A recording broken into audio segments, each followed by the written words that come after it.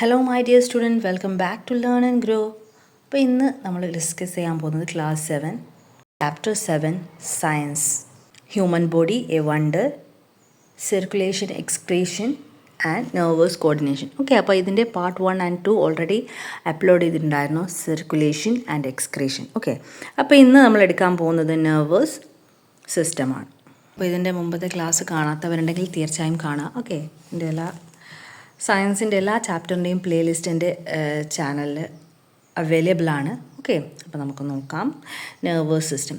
There are different organs in our body. Does only one organ function when we work? Imagine that a pen fell down from your hand. Which are the organ that function when we pick it up? Okay, അപ്പോൾ നമ്മുടെ ശരീരത്തിൽ ഒരുപാട് organ ഉണ്ട് അല്ലേ? നമ്മൾ ജോലി ചെയ്യുമ്പോൾ ഒരു അവയവം മാത്രമാണോ പ്രവർത്തിക്കുന്നത്? ഇപ്പോൾ ഫോർ എക്സാമ്പിൾ, നമ്മുടെ കയ്യിൽ നിന്നൊരു പേന താഴെ വീണു എന്ന് വിചാരിക്കുക. ഓക്കെ, അപ്പോൾ അതെടുക്കുമ്പോൾ ഏതെല്ലാം അവയവങ്ങൾ പ്രവർത്തിക്കുന്നുണ്ട്? ഒന്ന് ആലോചിച്ച് നോക്കിയാൽ ഏതൊക്കെ അവയവങ്ങളാണ്? ഇപ്പോൾ നമ്മുടെ കയ്യിൽ നിന്ന് താഴെ ഒരു പെന്ന് താഴെ വീണു. നമ്മൾ താഴെ വീണ പെൻ എടുക്കണമെങ്കിൽ ഏതൊക്കെ അവയവങ്ങൾ പ്രവർത്തിക്കണം? ഒന്ന് നമ്മുടെ കൈ അല്ലേ, അത് എടുക്കാൻ വേണ്ടി. പിന്നെ കണ്ണ്, ആ പെൻ എവിടെയാണെന്ന് നോക്കാൻ വേണ്ടിയിട്ട്. പിന്നെ ആ എടുക്കാനുള്ള സിഗ്നൽ. ഓക്കെ, നമ്മുടെ പെന്ന് താഴെ വീണു, അത് എടുക്കണമെന്ന് സിഗ്നൽ നമ്മുടെ തലച്ചോറിലേക്ക് പോകണം അല്ലേ? തലച്ചോറിൽ നിന്നുമാണ് നമുക്ക് ആ സിഗ്നൽ കിട്ടുന്നത് അല്ലേ, താഴെ വീണ പെന്ന് എടുക്കാൻ വേണ്ടിയിട്ട്. മസ്തിഷ്കം ആണ് നമുക്ക് അതിനുള്ള സിഗ്നൽ തരുന്നത് അല്ലേ? അപ്പോൾ നോക്കിയേ, all bodily activity are possible only through the coordination of various organ in our body അല്ലേ? അപ്പോൾ ശരീരത്തിലെ എല്ലാ വിവിധ അവയവങ്ങളുടെ പ്രവർത്തനത്തിലൂടെയാണ് എല്ലാ ശാരീരിക പ്രവർത്തനങ്ങളും നടക്കുന്നത് അല്ലേ? Coordinations of the various organ in the body. How is the coordination of various activities possible in our body? Didn't you close your eyes instinctively if an insect fly towards your eyes? അല്ലേ? അപ്പോൾ എങ്ങനെയാണ് ഈ ഒരു ശരീരത്തിൻ്റെ വിവിധ പ്രവർത്തനങ്ങളുടെ ഏകോപനം സാധ്യമാകുന്നത്? ഫോർ എക്സാമ്പിൾ, ഇപ്പോൾ നമ്മുടെ കണ്ണിന് നേരെ ഒരു പ്രാണി പറന്നു വന്നാൽ നമ്മൾ പെട്ടെന്ന് ഇങ്ങനെ കണ്ണ് അടയ്ക്കും അല്ലേ? അപ്പോൾ കണ്ണിന് നേരെ ടോർച്ച് പ്രകാശിപ്പിച്ചാലോ? അപ്പോഴും അത് തന്നെ, നമ്മളിങ്ങനെ കണ്ണ് പെട്ടെന്ന് ക്ലോസ് ചെയ്യും അല്ലേ? അപ്പോൾ ഇത്തരം സന്ദർഭങ്ങളോട് നമ്മളെ പ്രതികരിക്കാൻ നമുക്ക് സാധിക്കുന്നത് എങ്ങനെയാണ്? മീൻസ് നമ്മളുടെ കണ്ണ്, ഒരു പ്രാണി വന്നാൽ കണ്ണടക്കണം എന്ന് നമുക്ക് സിഗ്നൽ തരുന്നത് ആരാണ്? അതിനനുസരിച്ച് പ്രവർത്തിക്കാനുള്ള നമ്മളെ സജ്ജമാക്കുന്നത് നമ്മളുടെ നെർവസ് സിസ്റ്റം ആണ്. Okay, nervous system. അപ്പോൾ അതിനെ കൂടുതലായിട്ട് നോക്കാം. Nervous system. Nervous system help us to respond according to the circumstances. Okay, അപ്പോൾ സാഹചര്യങ്ങൾക്കനുസരിച്ച് പ്രവർത്തിക്കാൻ നമ്മളെ സഹായിക്കുന്നത് നമ്മളുടെ നെർവസ് സിസ്റ്റമാണ്, അഥവാ നാഡീവ്യവസ്ഥ.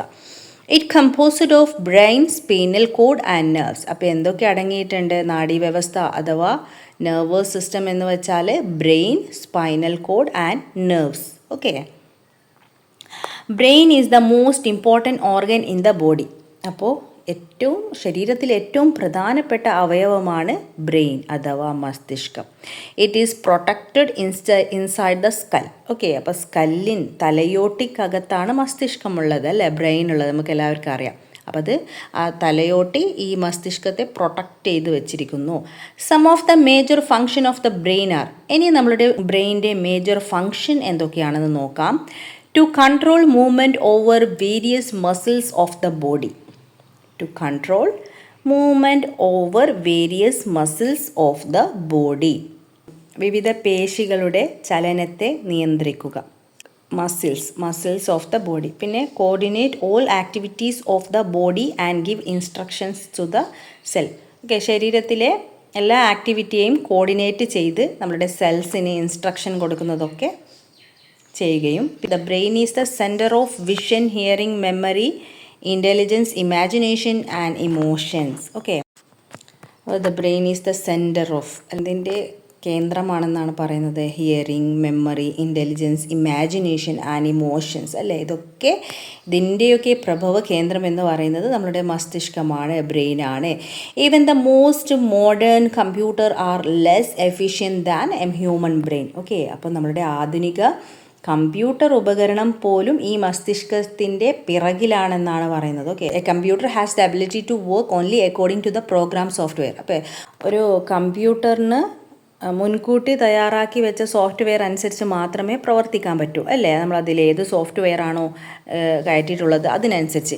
എന്നാൽ on the other hand the brain can react to its surrounding, learn and imagine new things. പക്ഷേ നമ്മളുടെ ബ്രെയിനാകട്ടെ നമ്മളുടെ ചുറ്റുപാടിനോടനുസരിച്ച് പ്രവർത്തിക്കാനും പുതിയ കാര്യങ്ങൾ പഠിക്കാനും സങ്കല്പിക്കാനും ഒക്കെ കഴിയും അല്ലേ. Brain is active not only when you are awake but also when you sleep.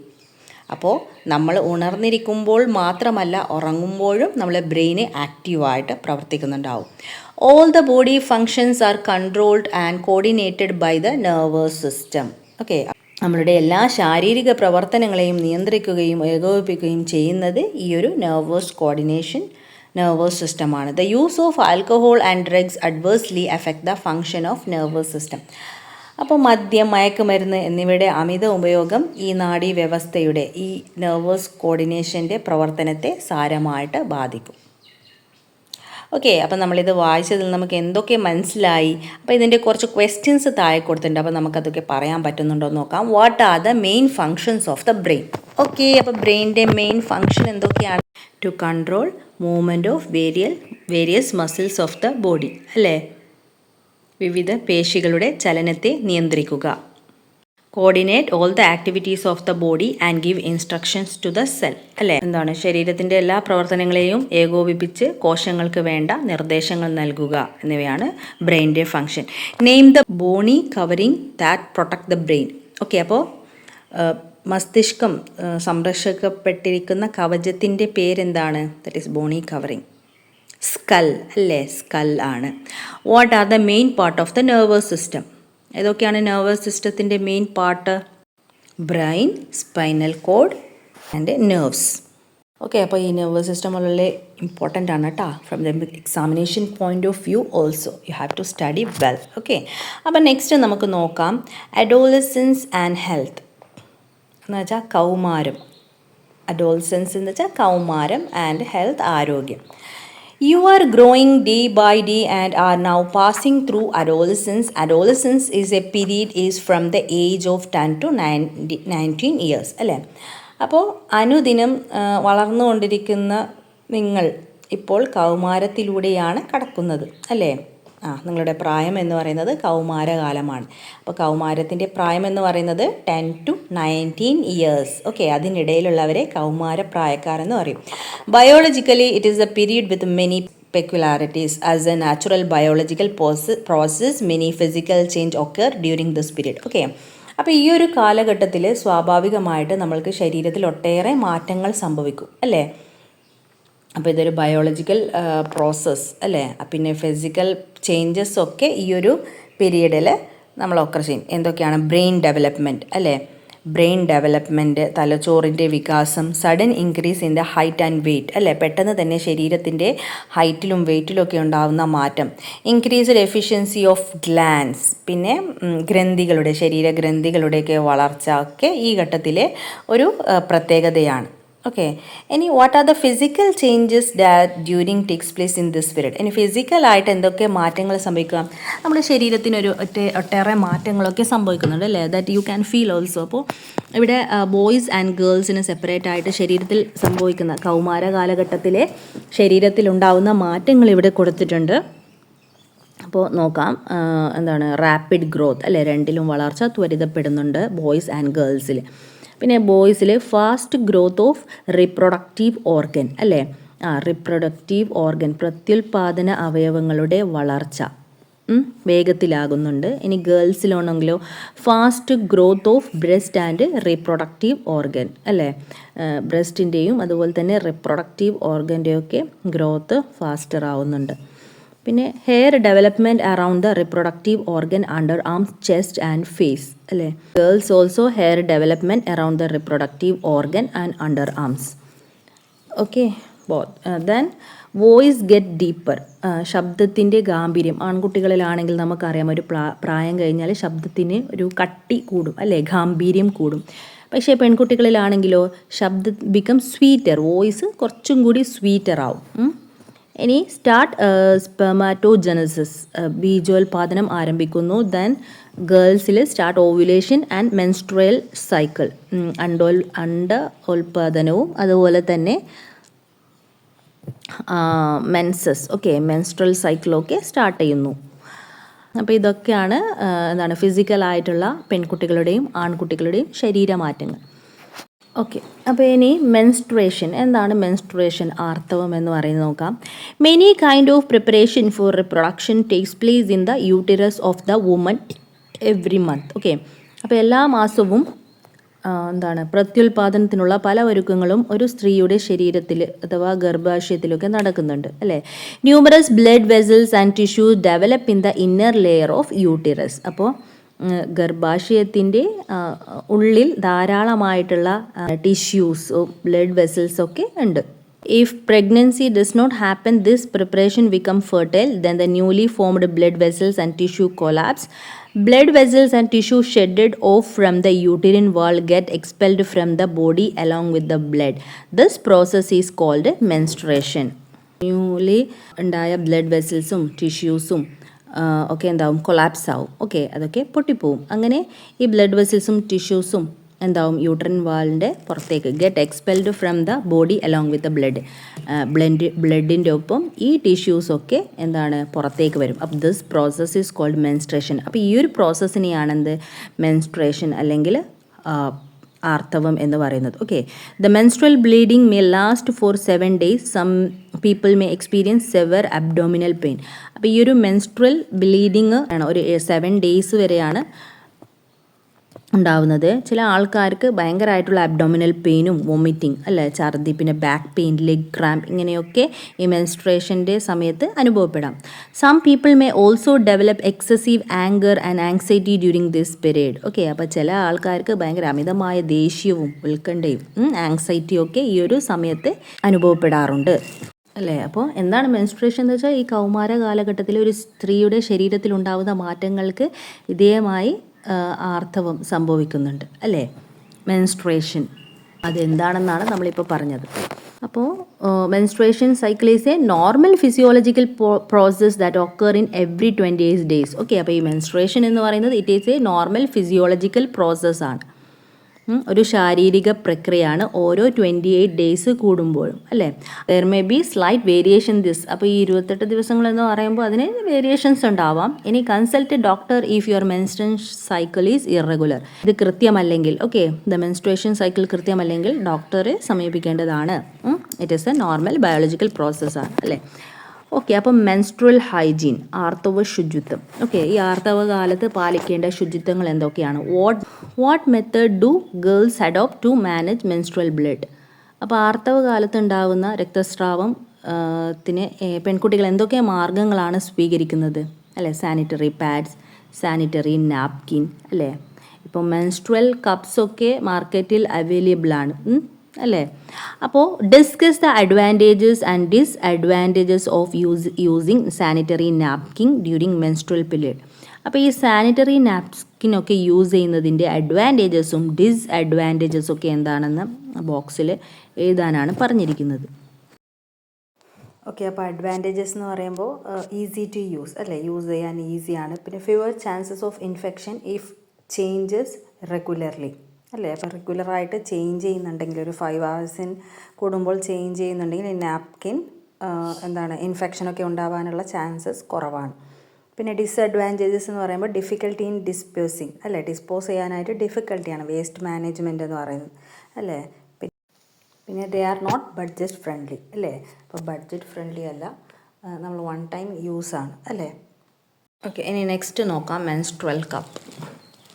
Don't you know that menstrual cup are now available which are more convenient to use during menstruation? അപ്പോൾ മെൻസ്ട്രേഷൻ്റെ സമയത്ത് ഉപയോഗിക്കാൻ കൂടുതൽ സൗകര്യപ്രദമായ menstrual കപ്പുകൾ ഇപ്പോൾ ലഭ്യമാണെന്ന് അറിയാമല്ലോ അല്ലേ.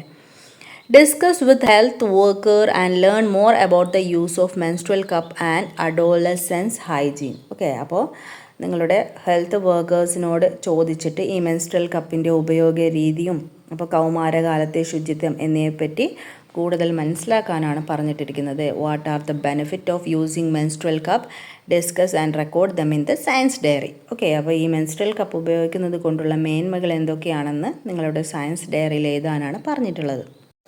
Okay, അപ്പോൾ മെൻസ്ട്രൽ കപ്പിൻ്റെ ബെനിഫിറ്റ് എന്ന് പറയുന്നത് cost effective, and can be reusable അല്ലേ? കാരണം നമ്മൾക്കിത് ഒരു പ്രാവശ്യം യൂസ് ചെയ്തിട്ട് കളയേണ്ട ആവശ്യമില്ല. It can reusable. അപ്പോൾ അതുകൊണ്ട് തന്നെ ഇറ്റ് ഈസ് കോസ്റ്റ് എഫക്റ്റീവാണ്. മാത്രമല്ല എക്കോ ഫ്രണ്ട്ലി ആണ് അല്ലേ? റെഡ്യൂസ് ദ വേസ്റ്റ് അല്ലേ? അപ്പോൾ ഇതിൽ നമ്മൾ ഇത് യൂസ് ചെയ്യുന്നതുകൊണ്ട് യാതൊരു വേസ്റ്റും അവിടെ പ്രൊഡ്യൂസ് ചെയ്യുന്നില്ല. So it is eco friendly and reduce the risk of irritation and infection. Because it is made up of medical grade material, so there is a less chance of infection and irritation. Wash your hands with a soap or mild disinfectant before and after using menstrual cup, sanitary napkin or cloth. Care should be taken to change sanitary napkin or cloth after every 4 to 5 hours as per cleanliness. Menstrual cup, പിന്നെ ഈ sanitary napkin എന്നിവ ഉപയോഗിക്കുമ്പോൾ അതിന് മുമ്പും ശേഷം കൈകളൊക്കെ വീര്യം കുറഞ്ഞ അണുനാശിനിയൊക്കെ ഉപയോഗിച്ച് കൈകൾ വാഷ് ചെയ്യണം. സാനിറ്ററി നാപ്കിനും തുണികളൊക്കെ ഉപയോഗിക്കുമ്പോൾ അവ ഒരു 4 to 5 മണിക്കൂറിൽ മാറ്റാൻ ശ്രമിക്കണം. Okay, as per the part of the cleanliness. ഇനി അഡോളസൻസ് ന്യൂട്രീഷൻ, കൗമാരകാലത്തെ ഭക്ഷണം. What kind of food should be taken during adolescence? Discuss based on the indication given below. Body growth during adolescence is rapid. A girl loses about 0.6 liter blood during menstruation. Okay, അപ്പോൾ ശരീര വളർച്ച ഒരു ദ്രുതഗതിയിലാണ് അല്ലേ? അതുമാത്രമല്ല പെൺകുട്ടികൾക്ക് ഈ ഒരു menstrual ടൈമിൽ 0.6 ലിറ്റർ രക്തമൊക്കെ നഷ്ടപ്പെടുന്നുണ്ട്. അപ്പോൾ considering the blood loss and body growth, how should be adolescents adjust their food habit? Discuss and write them in the science diary. അപ്പോൾ അവരുടെ ഭക്ഷണ കാര്യങ്ങളിൽ എന്തൊക്കെ ശ്രദ്ധിക്കണം ഈ സമയത്ത് എന്നാണ് ഇവിടെ ചോദിച്ചിരിക്കുന്നത്. അപ്പോൾ അതിനെക്കുറിച്ച് നിങ്ങളുടെ സയൻസ് ഡയറിയിൽ എഴുതാനാണ് പറഞ്ഞിരിക്കുന്നത്. Eat balanced meal. Okay, 3 times. Eat meals 3 times a day and include fruits, vegetable, grain, etc.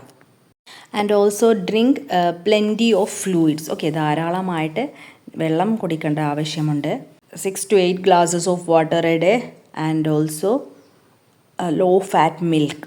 Okay, eat healthy snacks. Okay, healthy ആയിട്ടുള്ള സ്നാക്സ് കഴിക്കുക. Limit unhealthy food, unhealthy junk ഫുഡൊക്കെ ഒഴിവാക്കുക. ഓക്കെ, ബാക്കിയുള്ളത് നിങ്ങൾ എന്തൊക്കെയാണെന്ന് നിങ്ങളുടെ സയൻസ് ഡയറിയിൽ എഴുതാനാണ് പറഞ്ഞിരിക്കുന്നത്. ഓക്കെ, ഇനി നോക്കാം. Sexual exploitation. Boys and girls including small children are subject to various kind of physical, mental and sexual abuse in the society അല്ലേ?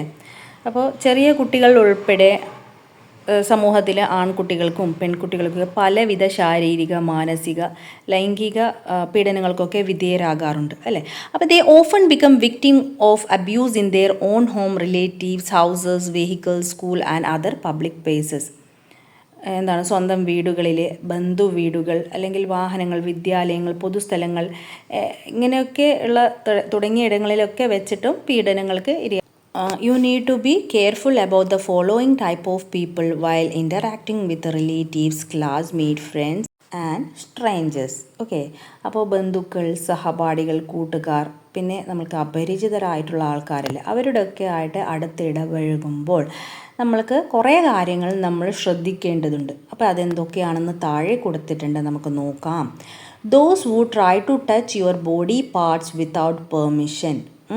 അനുവാദമില്ലാതെ ശരീരഭാഗത്ത് സ്പർശിക്കുന്ന ആൾക്കാർ. അപ്പോൾ മുകളിൽ പറഞ്ഞ ആൾക്കാരിൽ ഇപ്പോൾ അനുവാദമില്ലാതെ നിങ്ങളുടെ ബോഡി പാർട്സിൽ ടച്ച് ചെയ്യുന്നവർ. പിന്നെ people would talk and look with sexual intent. പിന്നെ സെക്ഷുവലായിട്ട് ഉള്ള ഒരിതോടെ നിങ്ങളെ സംസാരിക്കുന്നവരും അതുപോലെ നോക്കിക്കാണുന്നവരും. Those who encourage you to view pornographic image and videos. അശ്ലീല ചിത്രങ്ങൾ, വീഡിയോകളൊക്കെ കാണാൻ പ്രേരിപ്പിക്കുന്നവർ. Those who fake love and give gift. ഒരു കൃത്രിമ സ്നേഹം, ഫേക്ക് ലവ് കാണിക്കുന്നവരും. ഉപഹാരങ്ങളൊക്കെ ധാരാളമായിട്ട് തരുന്നവരൊക്കെ നിങ്ങൾ സൂക്ഷിക്കണം. Okay, if you face any difficulties in the above mentioned way, you should speak openly without fear to your parents, classmate, teacher or school counselor. മുകളിൽ നമ്മൾ പറഞ്ഞ കാര്യങ്ങളിൽ അങ്ങനെയുള്ള രീതിയിൽ നിങ്ങളോട് ആരെങ്കിലും പെരുമാറുന്നുണ്ടെങ്കിൽ, നിങ്ങൾക്ക് ഏതെങ്കിലും തരത്തിലുള്ള ബുദ്ധിമുട്ടുകൾ നിങ്ങൾ നേരിട്ടാൽ നിങ്ങളുടെ പാരൻസിനോടോ അല്ലെങ്കിൽ കൂട്ടുകാരോടോ പിന്നെ നിങ്ങളുടെ അധ്യാപകരോട് അല്ലെങ്കിൽ സ്കൂൾ കൗൺസിലർ ഉണ്ടാവുമല്ലോ അവരോടൊക്കെ പറയാൻ യാതൊരു മടിയും കാണിക്കരുത്. You should practise saying no firmly when you recognise bad touch by someone your body parts. Okay, അപ്പോൾ നിങ്ങളുടെ ശരീരഭാഗത്ത് നിങ്ങൾക്ക് ഇഷ്ടമില്ലാത്ത സ്ഥലത്ത് മറ്റൊരാൾ സ്പർശിക്കുകയാണെങ്കിൽ you have to say no. Okay, നിങ്ങൾക്ക് ബാഡ് ടച്ച് ഗുഡ് ടച്ച് എന്താണെന്നൊക്കെ ഇന്ന് ചെറിയ ക്ലാസ്സിലത്തെ കുട്ടികൾക്ക് തന്നെ പഠിപ്പിക്കുന്നുണ്ടല്ലേ അല്ലേ. അപ്പോൾ അങ്ങനെ ഒരു ബാഡ് ടച്ച് നിങ്ങൾ ഫീൽ ചെയ്യുകയാണെങ്കിൽ നിങ്ങൾ you have to say no. Okay, അങ്ങനെ ചെയ്യുകയാണെങ്കിൽ നോ പറയാൻ തീർച്ചയായിട്ടും നിങ്ങൾ പഠിച്ചിരിക്കണം, നിങ്ങൾ ശീലിക്കണം. If you don't get enough support from your near and dear ones, even after opening up all the harassment of your classmate had faced, you can contact the child helpline number. Okay, അപ്പോൾ നിങ്ങൾക്ക് നേരിടുന്ന എന്തെങ്കിലും അനുഭവത്തെക്കുറിച്ച് നിങ്ങൾ നിങ്ങളുടെ ക്ലാസ്മേറ്റിനോടോ പാരൻസിനോടൊക്കെ പറഞ്ഞിട്ടും അവർ വേണ്ടത്ര പരിഗണന നൽകും നിങ്ങൾക്ക് ചൈൽഡ് ഹെൽപ്പ് ലൈൻ നമ്പറിൽ വിളിച്ചിട്ട് പരാതിപ്പെടാവുന്നതാണ്. അപ്പോൾ ചൈൽഡ് ലൈൻ്റെ നമ്പർ ഇവിടെ കൊടുത്തിട്ടുണ്ട്. നേരിട്ട് എന്തെങ്കിലും ഉണ്ടെങ്കിൽ ചൈൽഡ് ലൈൻ നമ്പറിൽ വിളിക്കാവുന്നതാണ് എന്നാണ് ഈ ലോഗോയിലെ നമ്പർ ശ്രദ്ധിക്കുമല്ലോ. It is the child right to get protection from all kind of exploitation. Okay, അപ്പോൾ എല്ലാ തരങ്ങളിലെ ചൂഷണങ്ങളിൽ നിന്നും സുരക്ഷ ലഭിക്കുക എന്നത് കുട്ടികളുടെ അവകാശമാണ്. ഓക്കെ, അത് അവർക്ക് കിട്ടുക തന്നെ വേണം. അപ്പോൾ ഇന്നെടുത്ത ക്ലാസ് നിങ്ങൾക്ക് എല്ലാവർക്കും മനസ്സിലായി എന്ന് വിശ്വസിക്കുന്നു. അപ്പോൾ എൻ്റെ ക്ലാസ് നിങ്ങൾക്ക് ഇഷ്ടമാവുകയാണെങ്കിൽ do subscribe, support and share with your friends. Okay, അപ്പോൾ ഇതിൻ്റെ ക്വസ്റ്റ്യൻ ആൻസർ സെക്ഷനായിട്ട് വീണ്ടും വരുന്നതാണ്. Thanks for watching. See you next time.